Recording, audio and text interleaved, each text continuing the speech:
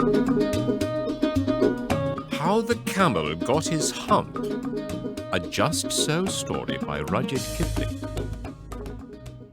In the beginning of years, when the world was so new and all, and the animals were just beginning to work for man, there was a camel, and he lived in the middle of a howling desert because he did not want to work. And besides, he was a howler himself. So he ate sticks and thorns and tamarisks and milkweed and prickles, most excruciating idle.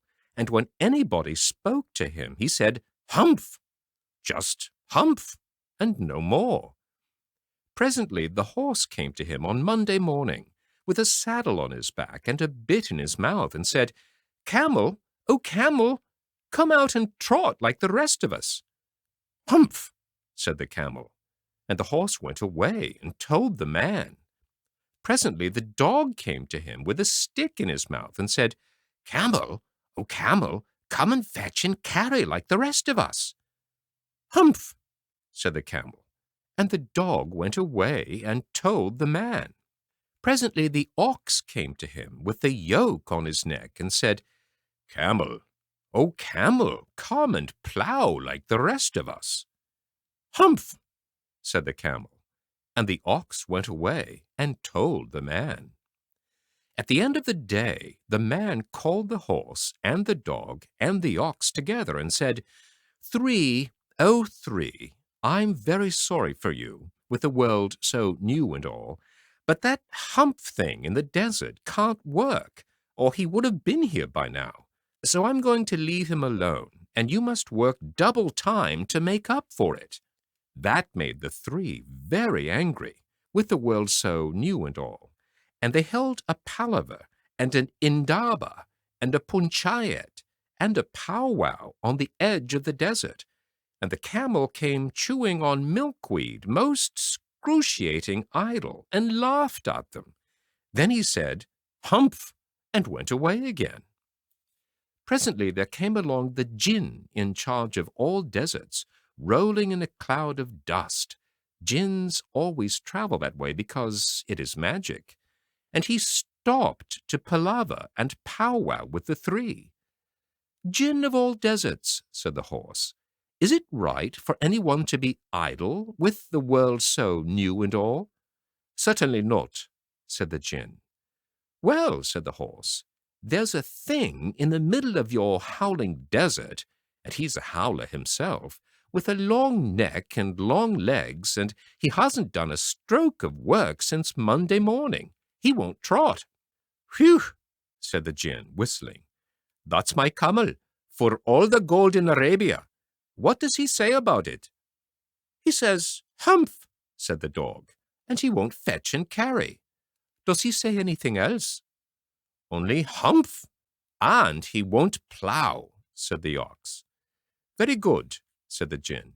"I'll humph him, if you will kindly wait a minute." The Djinn rolled himself up in his dust cloak and took a bearing across the desert, and found the camel most excruciatingly idle, looking at his own reflection in a pool of water.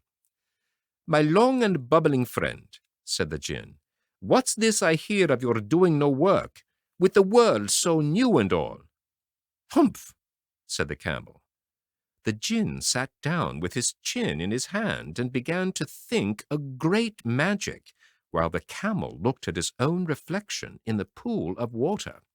"You've given the three extra work ever since Monday morning, all on account of your excruciating idleness," said the Djinn, and he went on thinking magics with his chin in his hand. "Humph," said the camel. "I shouldn't say that again if I were you," said the Djinn. "You might say it once too often. Bubbles, I want you to work." And the camel said "Humph" again, but no sooner had he said it than he saw his back, that he was so proud of, puffing up and puffing up into a great big lolloping humph. "Did you see that?" said the Djinn. "That's your very own humph that you brought upon your very own self by not working. Today is Thursday, and you've done no work since Monday, when the work began. Now you are going to work." "How can I?" said the Camel, "with this Humph on my back?" "That's made a purpose," said the Djinn. "All because you missed those 3 days. You will be able to work now for 3 days without eating, because you can live on your Humph. And don't you ever say that I never did anything for you. Come out of the desert and go to the tree and behave. Humph yourself." And the Camel humphed himself, Humph and all, and went away to join the three. And from that day to this, the Camel always wears a Humph. We call it Hump now, not to hurt his feelings. But he has never yet caught up with the 3 days that he missed at the beginning of the world, and he has never yet learned how to behave.